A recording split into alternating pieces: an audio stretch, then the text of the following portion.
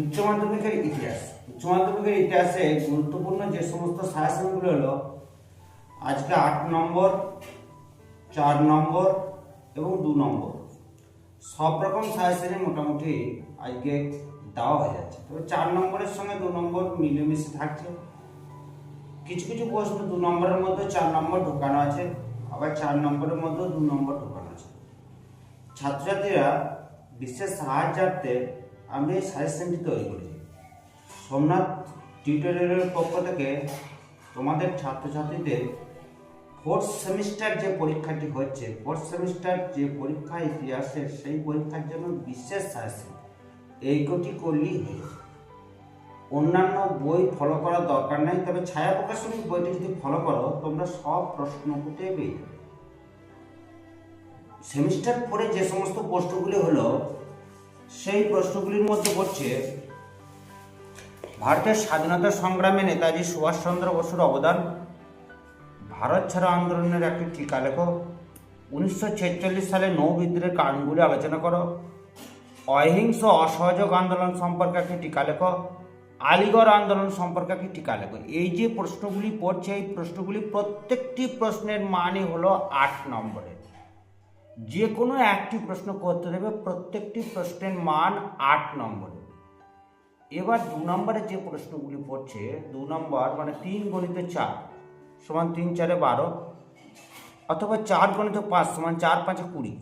দুটো প্রশ্নকে আমি মেলানো আছে একসঙ্গে। সাজেশনটি বড় লাগলেও দেখতে অনেক ছোট। ভারতের সংবিধানের মৌলিক অধিকার সম্পর্কে আলোচনা করো, নেতাজি সুভাষচন্দ্র বসুর পরিপ্রেক্ষিতে ভারতের স্বাধীনতা সংগ্রামে SES এর তত্ত্বটি কি, অথবা ভারতের স্বাধীনতা সংগ্রামে নেতাজি সুভাষচন্দ্র বসুর তত্ত্বের মূল্যায়ন আলোচনা করো, ভারত ছাড়ো আন্দোলন সম্পর্কে একটি ঐতিহাসিক টিকা লেখো অথবা গুরুত্ব লেখো। ঐতিহাসিক টিকা বা গুরুত্ব একই ভারত ছাড়ো আন্দোলনে।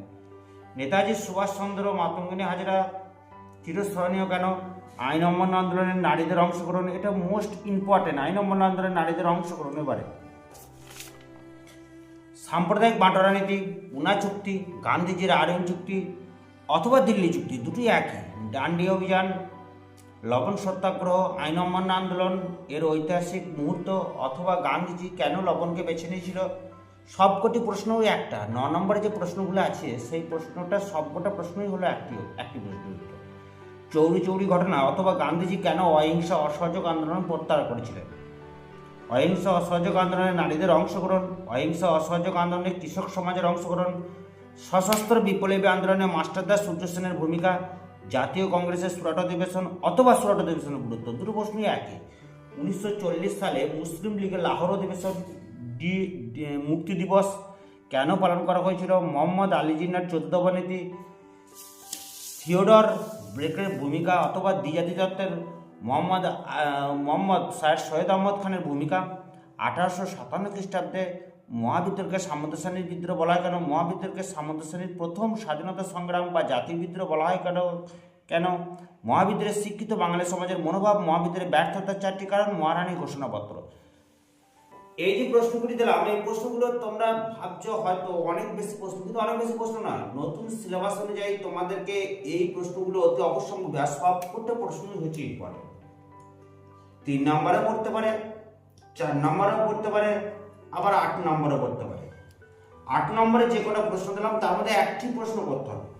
4 নম্বরে যে প্রশ্নগুলি দেওয়া আছে 4 গণিত 5 সমান 4 5 20 নম্বর।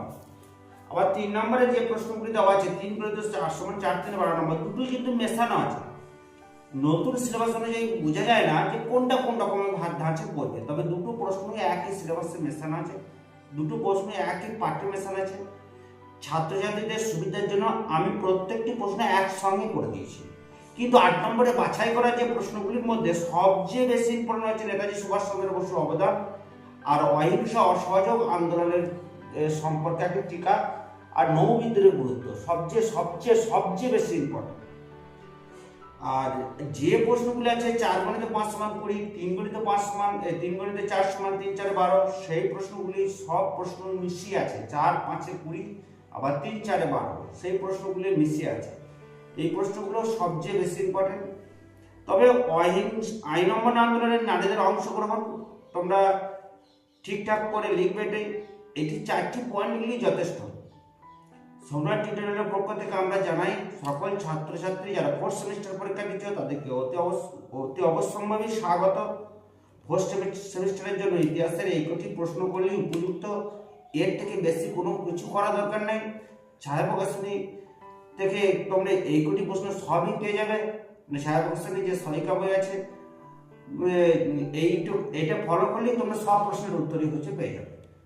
ঠিক আছে, আমার চ্যানেলটি সাবস্ক্রাইব করে লাইক করে দিলে আমি আরও নিত্য নতুন আপডেট নিয়ে 4th সেমিস্টারের পক্ষ থেকে, মানে 4th সেমিস্টারে যে ছাত্রছাত্রীরা উচ্চ মাধ্যমিক পরীক্ষা দিচ্ছ তাদের সামনে আমি নিত্য নতুন সাজেশন নিয়ে হাজির হবো। পুষ্টি বিজ্ঞান বলো, শিক্ষা বিজ্ঞান বলো, চ্যানেলটি সাবস্ক্রাইব করে দেবে এবং লাইক করে দেবে। একটি লাইক আমাকে বহুত অনুপ্রেরণা যাবে।